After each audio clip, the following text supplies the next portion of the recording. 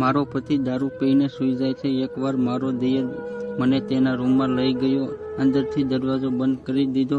ભાભી, મારાથી તમારું આ દુઃખ સહન નથી થતું, પણ હવે આજથી તમે મને તમારો પતિ સમજો અને ત્યારબાદ મારી સાથે. નમસ્તે મિત્રો, મારું નામ અરુણા છે અને મારી ઉંમર 23 વર્ષ છે. અમારા ઘરમાં હું, મારો પતિ અને તેનો નાનો ભાઈ એટલે કે મારો દિયર, અમે 3 રહેતા. મારા લગ્ન થયા તેને હજુ 6 મહિના થયા હશે, પણ આ 6 મહિનામાં મેં જે કર્યું છે એ જાણીને તો બધાના મોંમાં પાણી આવી જશે. મને આવું બધું કરવાનો શોખ પણ નથી, પરંતુ હું શું કરું? મારો પતિ રોજ દારૂ પીને આવે અને પછી મોબાઈલમાં જે જુએ એવું જ બધું મને કરવા માટે મજબૂર કરે છે. આજે તમને જે કહાની કહી રહી છું એ એક સત્ય ઘટના છે. મારા પતિના ડરના લીધે મેં આજ સુધી કોઈને કીધી ન હતી. લગ્ન પછી મારા પતિને રોજ દારૂ પીવાની લત લાગી ગઈ અને ત્યારબાદ ફોનમાં ખરાબ વિડીયો જુએ અને ત્યારબાદ મારી પાસે પણ એવું જ કરાવે. આમ મજાક કરવાની તો મને પણ ગમતી, પણ ફોનમાં જે બતાવે એ બધી વસ્તુઓ સાચી નથી હોતી. એ વસ્તુઓ માત્ર દેખાડવા માટે જ હોય છે, પરંતુ આ વાત મારા અભણ પતિને કોણ સમજાવે? પણ ન જાણે કેમ મારા પતિને તો તેમાં જ સંતોષ મળતો અને તેના સંતોષના લીધે મને ઘણી વખત ખૂબ જ પીડા થતી. ઘણી વખત તો એ મારી સાથે એવું કરતો કે મારા મુખમાંથી ખુલી જતી, પરંતુ દારૂના નશામાં મારા પતિને એ સમયે કોઈ ભાન રહેતું નથી. આ બધું તો મારે લગભગ દરરોજ સહન કરવું પડતું હતું. મારો દિયર પણ અમારી સાથે જ રહેતો હતો. એ કોલેજના બીજા વર્ષમાં હતો. તેનો રૂમ એકદમ અમારા રૂમની નજીક જ હતો. 2 રૂમની વચ્ચે માત્ર એક પાતળી દિવાલ જ હતી અને એ પાતળી દિવાલમાં થોડી કઈ બધાય અવાજો દબાઈ. મારો દેવર પણ મારી પીડાઓને જાણતો હતો, પરંતુ નાનો હોવાથી તે તેના ભાઈ સામે કંઈ બોલી શકતો નથી. મારા પતિની તમામ ચેષ્ટા અને મારા નીકળતા ઉન્માદોને તે રોજ સાંભળતો. એક દિવસ જ્યારે હું અને મારો પતિ મજા કરતા હતા ત્યારે મને બાલ્કનીમાંથી કોઈનો પડછાયો દેખાયો. એટલે હું સમજી ગઈ કે આ મારો દેવર જ છે.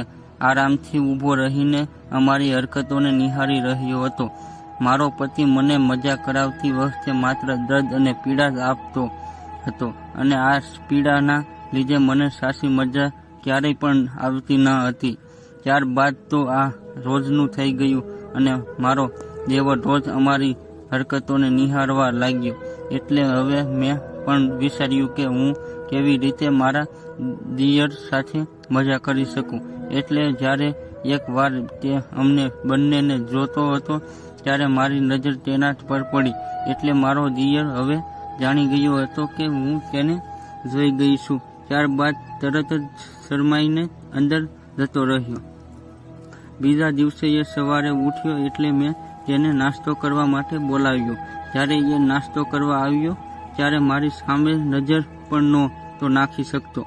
એટલે મેં મારા દિયરને પૂછ્યું, શું થયું દેવરજી, કેમ કંઈ બોલતા નથી? એટલે તે બોલ્યો, ના ભાભી, કંઈ નથી થયું, પરંતુ તેના શબ્દો અને તેની આંખો મેળ ખાઈ રહ્યું ન હતું. ત્યારબાદ લથપથાતી જીભે તે બોલ્યો, ભાભી, રોજ રાત્રે તમે અને મારા ભાઈ જે કરતા હોય છો એ હું હમણાંથી રોજ જોઉં છું. મારા ભાઈ તમને એટલી બધી પીડા આપે છે છતાં તમે તેને કંઈ નથી કહેતા. ભાભી, મારાથી તમારું આ દુઃખ સહન નથી થતું. આટલું બોલીને ને મારા દિયરના આંખમાંથી જળજરિયા આવી ગયા. આ બધું સાંભળીને મારી આંખમાં પણ આંસુ આવી ગયા. ત્યારબાદ હું બોલી, તમારા ભાઈના શોખ પૂરા કરવામાં કોઈ વાંધો નથી, પણ તેની રીતભાવથી હું કંટાળી ગઈ છું. અને સાથે સાથે મારાથી એવું પણ બોલાઈ ગયું કે કાશ કોઈ એવું હોય જે મને સમજે અને મને સાચી રીતે પ્રેમ કરે. આ વાત મારા દિયરના કાને પડતા જ ની સાથે જ તેણે મારી સામે એવી રીતે જોયું કે જાણે એ બધું સમજી ગયા હતો. એટલે હું બોલીશ કે શું વિચારો છો દેવરજી, કંઈ તમને તો મારી સાથે પ્રેમ નથી થઈ ગયો ને? આ સાંભળીને તેને ઊભો થયો, મારી નજીક આવ્યો અને મને તેની બાહોમાં ઉપાડીને રૂમમાં લઈ ગયો. ત્યારબાદ અંદરથી દરવાજો બંધ કરીને કહ્યું, ભાભી, તમારું દુઃખ હું સમજી શકું છું. મારા ભાઈએ તમને ક્યારેય સરખી મજા નહીં કરાવી, પણ હવે મને તમારો પતિ સમજો. મને એક મોકો આપો. હું હંમેશા તમને ખુશ રાખીશ, તમારી બધી ઈચ્છાઓને પૂરી કરીશ.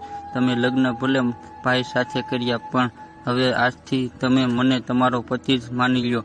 જાણે હું પણ કેટલા દિવસથી આજ દિવસની રાહ જોતી હતી કે ક્યારેય મારો દેવર મને સામેથી ઉપજીત કરે, અને આખરે એ દિવસ આવી ગયો. ત્યારબાદ તેણે મને બેડ ઉપર ઊંધી પાડી અને 2 કલાક સુધી મારા બખ્ખા બોલાવી દીધા. હું તો કેટલા દિવસથી ભૂખી હતી. આખરે મને પણ સંતોષ મળ્યો. ત્યારબાદ અમારું વચ્ચે વાતો થવા લાગી.